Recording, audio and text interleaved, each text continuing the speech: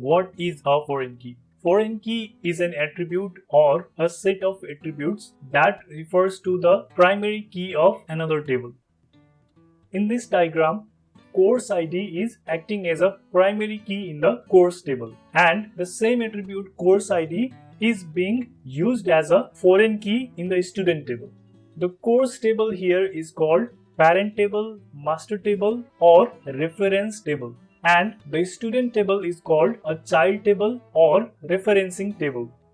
A parent table can have multiple child tables. For example, in the instructor table also, course ID is being used as a foreign key.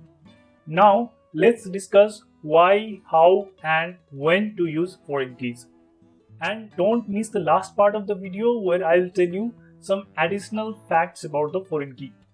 Let's start with why do we use foreign keys. The main reason for using a foreign key is to link two tables. In other words, foreign key is used to establish a relationship between two tables. But why do we need to link two tables? Why can't the tables be standalone and independent?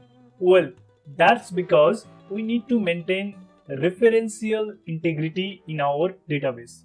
Let's talk a bit about referential integrity, because a video on foreign keys without discussing referential integrity is kind of incomplete. Referential integrity. It is made up of two words, reference and integrity. The term reference indicates that the data of one table is being taken or referenced from another table, just like we saw in the previous example. Integrity means completeness, accuracy, and consistency of data.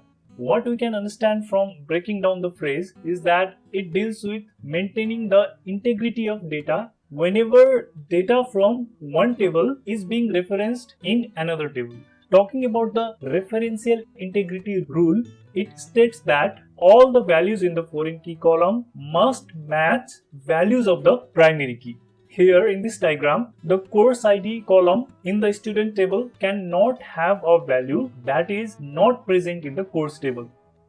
This is acceptable because the course ID values C1, C2 and all are also present in the course table. This one is not acceptable because the course ID C6 is not present in the course table. So having this value here violates referential integrity. Let's see some example cases. The first case is related to insertion. As mentioned earlier, course ID is the primary key in the course table and foreign key in the student table. If someone tries to insert a tuple like this at the student table, then it should not be accepted by the dbms. Why? Because a course with course ID C5 does not exist in the course table. So it does not make sense to insert a tuple with course ID C5 in the student table. And the foreign key constraint prevents the insertion of such tuples in the database. Hence, we can say that referential integrity of the database is maintained by the foreign key constraint. Looking at the second case. The second case is about deletion of a record. If someone tries deleting this tuple from the course table, then the dbms should not allow the deletion of the tuple, because if it is deleted, then this tuple from the student table would become an orphan record, as Mary's course is BBA with course ID C2. The third case is about updation of a record.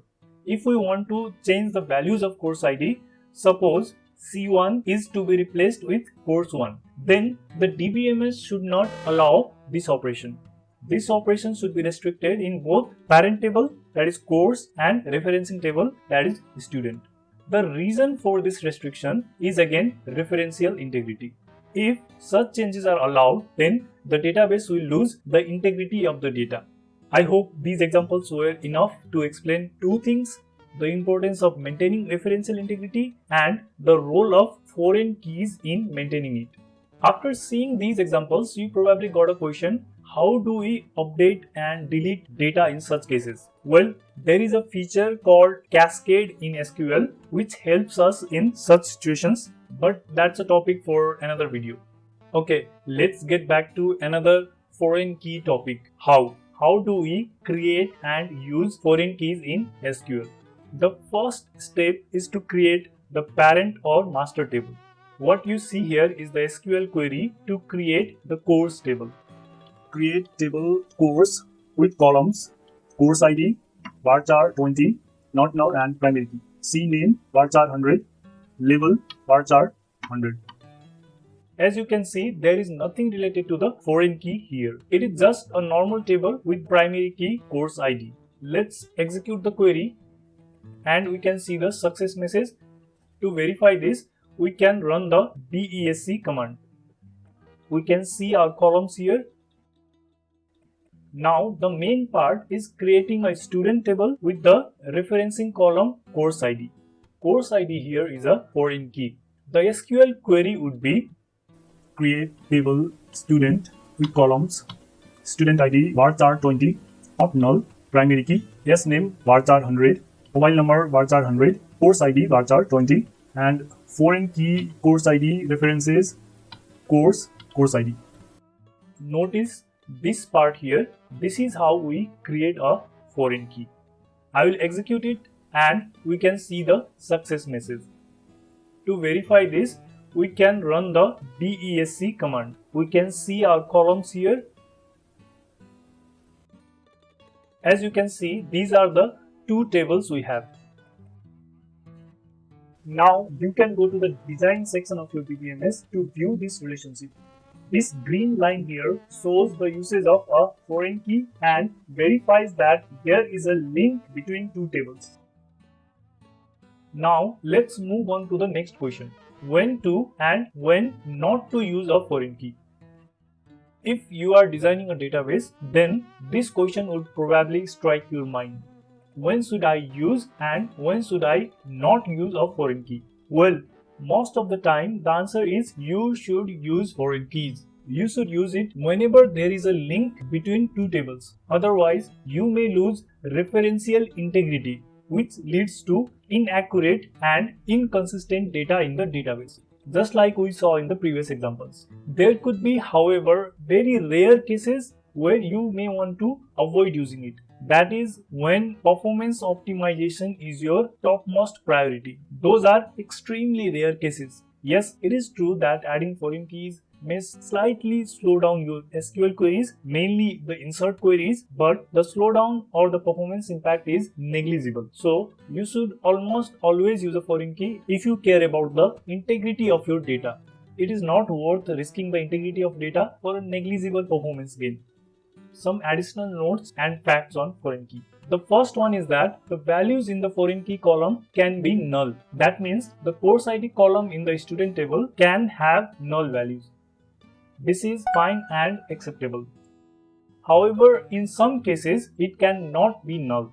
And when is that? When it has not null constraint and when it is being used as a primary key in the child table also.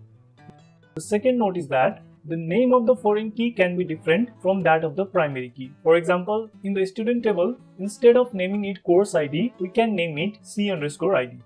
This is fine and acceptable. And the third one is that the values in the foreign key columns don't have to be unique. As you can see, this table is fine and acceptable. By the way, did you watch this video where I explained the difference between super key and candidate key? If not, then do watch it. It is one of the most asked questions in job interviews and college vivas. Keep learning and keep watching Web Tech Paradise.